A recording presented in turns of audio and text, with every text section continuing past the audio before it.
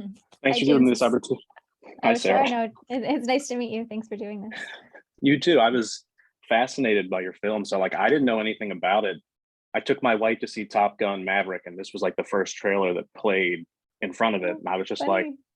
I didn't know anything about it. And I was like, I have to see this documentary when it comes out because like you don't see a lot of information about volcanoes or volcanologists. So I'm just interested, like, what got you interested in the Krafts and their work? And were you always interested in volcanoes to begin with, or just some story that you felt interested in at that Yeah. point? I've always been fascinated with nature. Always just found it beautiful, awe-inspiring, and the way people live in a relationship with nature, natural forces, and make meaning through nature is the source of such inspiration, and oftentimes takes kind of the subject matter of the films I make. So I'm always kind of on the lookout for stories like that. But when I was researching for the last film I made, which is a film called The Seer and the Unseen, that's when I first learned about Katia and Maurice Krafft. That film is an observational documentary that's shot in Iceland and tells the story of an Icelandic woman who is in communication with spirits of nature, which is a very kind of culturally accepted belief in Iceland. And we were looking for archival footage of erupting Icelandic volcanoes to tell one piece of that story. So once we started researching erupting volcanoes Iceland, we came across this delightful French couple who had in fact filmed beautiful images of Iceland's volcanoes. But it really wasn't until we started to learn about them more as characters.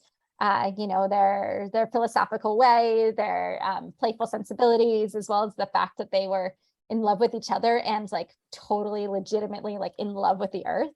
That's when I thought, wow, these are unique people.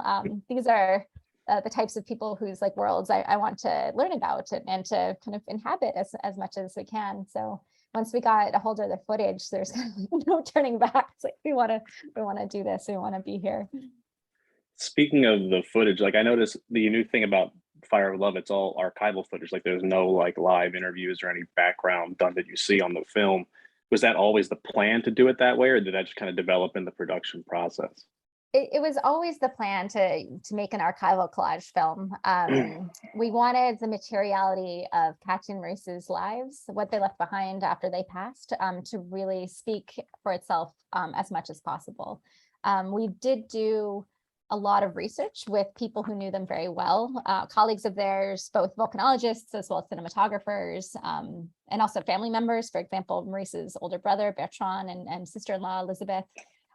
We wanted to understand them outside of not just the hundreds of hours of footage and thousands of photographs that they left behind, and also the books. They authored nearly 20 books, but we thought that kind of personal testimony would give us more nuance and depth, especially into their personalities and their relationship dynamics. There were still a lot of questions we had and things we could never get answered, which led to kind of unrequitedness in our own process. But we ended up realizing that's the same thing with Maurice and Katia. There's so much that they long to know about volcanoes that they could never know because it's just such a vast force of mystery. And so we tried to just embrace the unknowns in our own process the way they did with their volcanoes. Yeah, I think it worked better that way. Just not, don't worry about these people, just focus on the Krafts at that point.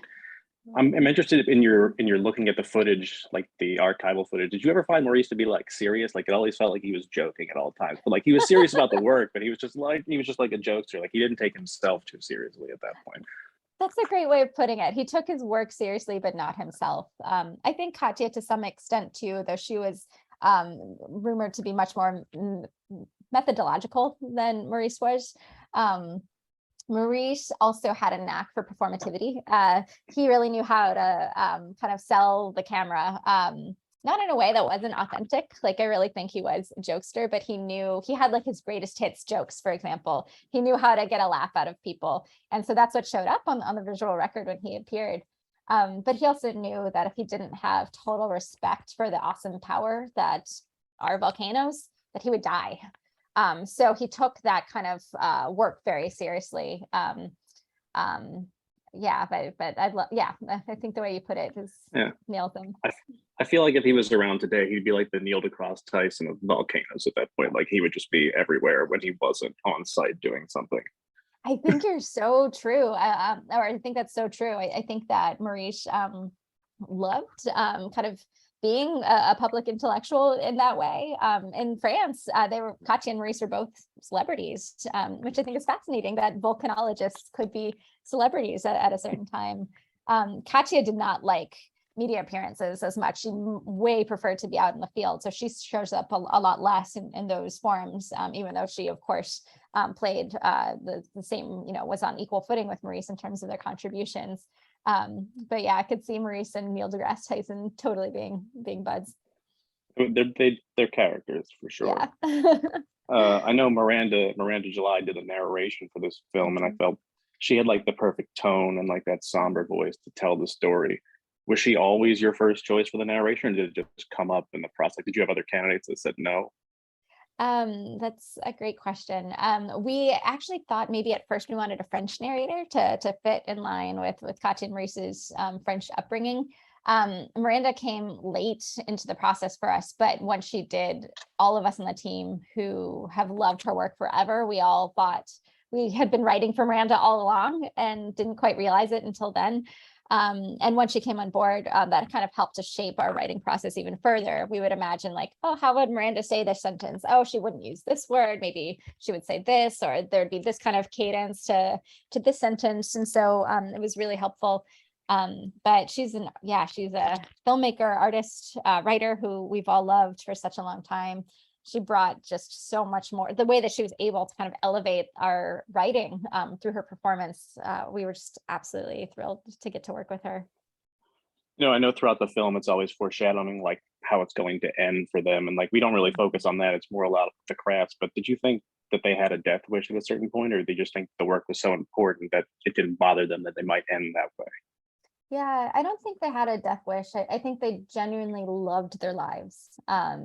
I think they had to reconcile the fear of death so early on in their lives that they knew that they were accepting that by doing such dangerous work with such an unpredictable force, that is volcanoes. But I think that really pulled into focus what was most meaningful to them. That was being with each other, and that was this type of scientific inquiry, and that was photographing volcanoes.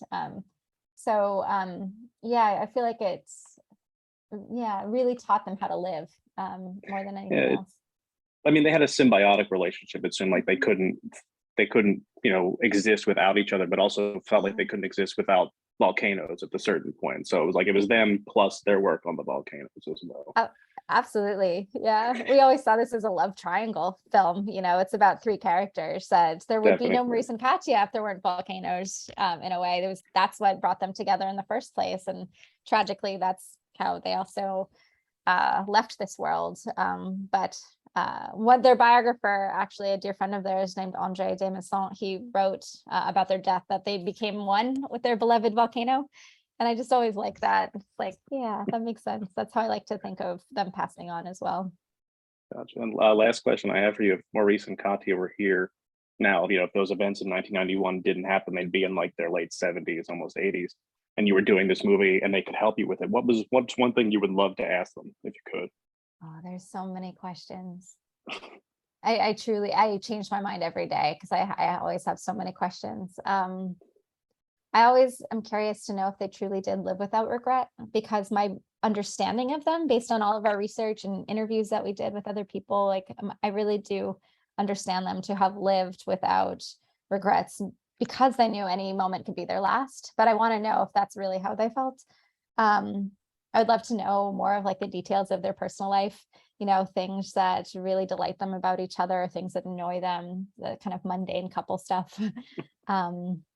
There's other things, like there's shots that I've always wondered about. There's one shot of Maurice like literally being held over the side of a crater in Indonesia, and there's a man holding Maurice's feet. I want to know, who is that person who is like literally had your life in his hands? There's so many shots of people like that who are so critical to their work. We never know, and their names have been kind of lost to time and memory. And so it's that stuff too. That's taught me so much about the process of archival filmmaking, about what gets preserved, what gets lost, what's erased systemically, and what's preserved for various reasons. But yeah, kind of the levels of the materials in that fashion are things that I've so many questions for them as well. Yeah, it's one last thing I'll say on that is we sometimes, as we've been touring with the film at film festivals and now our theatrical release is happening, I've been doing Q&As and sometimes people ask me like, what questions do I have? And I'll say some of them. Some of them have actually gotten answered. One question we used to have That's is why are awesome. there so many shots of gophers and groundhogs in the footage? And it turns out there's a very scientific reason why. And it's because when the ground heats up, groundhogs come out of the ground. And so Wow. it's kind of like a harbinger for an eruption. So I'll just say it's been really interesting to actually have a dialogue with the questions we couldn't answer, and other people coming back to fill in those gaps for us. Gotcha. Well, thanks, Sarah. I appreciate your time. Like I said, I love the film. I'm still fascinated about it. I want to see like a live action like TV show about these two, or Oh, like cool. something that's done about them so we can learn more about them at that point. But I appreciate your taking the time to talk to me, and I hope the movie gets more rave reviews. Oh, great. Thank you so much, James. This is a really fun Thanks. conversation. Really appreciate it.